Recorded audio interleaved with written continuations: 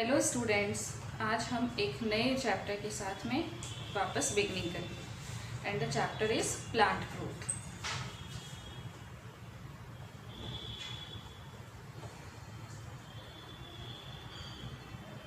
Growth जो है plants की वो एक बहुत इम्पॉर्टेंट फिनोमिना है उनकी लाइफ प्रोसेस में। चाहे प्लांट्स की बात करें या एनिमल्स की बात करें, सब में ग्रोथ होती है। हमने लाइफ प्रोसेस की स्टार्टिंग में भी देखा था कि सिर्फ साइज़ में बढ़ना उसे हम ग्रोथ नहीं कहते, क्योंकि सैंड ड्यून्स है, एक जगह से उड़ के दूसरी जगह पे चला जाता है, उसके साइज़ में इंक्रीमेंट हो जाता है, उसमें और सैंड ऐड होती जाती है, उसका साइज़ जो है वो बढ़ जाता है, तो वो ग्रोथ नहीं होता है। ग्रोथ का मतलब किसी भी ऑर्गेनिज्म के अंदर परमानेंट और इरिवर्सिबल चेंजेस होती हैं। तो ये जो ग्रोथ है ये किसी भी प्लांट के सेल में हो सकती है, उसके टिश्यूज में हो सकती है, it can be in their organs and then it can be organism. Plant growth एक इम्पॉर्टेंट इरिवर्सिबल फिनोमिना है which is from intrinsic. Intrinsic का मतलब होता है अंदर से ग्रोथ होती है, जिसमें बहुत सारे एनाबॉलिक और कैटाबॉलिक प्रोसेस होते हैं। जैसा कि हमें पता है, एनाबॉलिक मतलब बनने वाली रिएक्शंस होती है और कैटाबॉलिक मतलब टूटने वाली रिएक्शंस होती है। तो मेटाबॉलिक एक्टिविटीज़ के कारण से जो सेल्स है उनकी ग्रोथ होती है, और ये जो ग्रोथ है ये उनके शेप में भी होती है, shape and size, and it is also in their number. उनकी नंबर में भी इंक्रीमेंट होता है which is by cell division. किसी भी ग्रोथ में पहली चीज़ उनके साइज में चेंज होता है। एक सेल जो है वो इनिशियली इतनी थी, वो बाद में ग्रोथ के बाद इतनी हो जाती है। और दूसरी इम्पॉर्टेंट चीज़ उसके इलोंगेशन के लिए इसेंशियल है कि उसमें उनकी नंबर भी इंक्रीज हो। तो this occurs by cell division. तो अगर हम इसकी डेफिनेशन देखें तो इसमें हमको दो चीज़ इम्पॉर्टेंटली मेंशन करनी पड़ेगी कि it is irreversible, irreversible and the second one is permanent।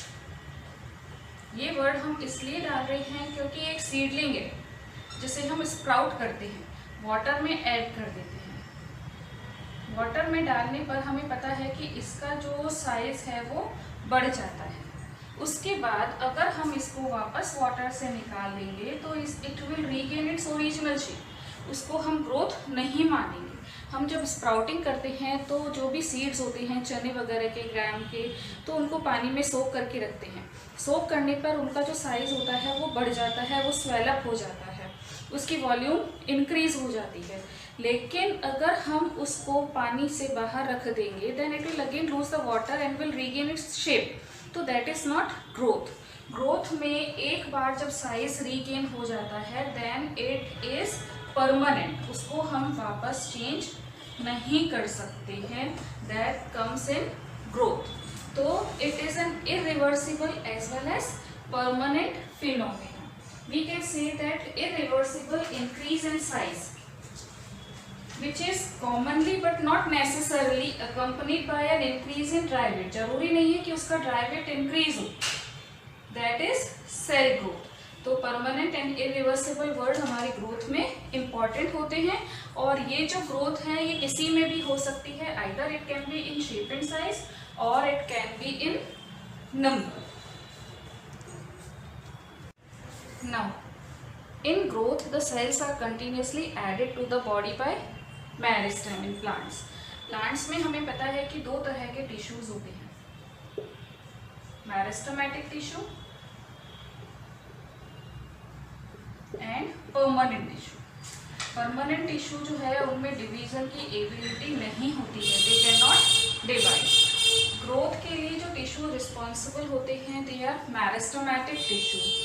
तो cells are continuously added in the body of plant by meristematic tissue.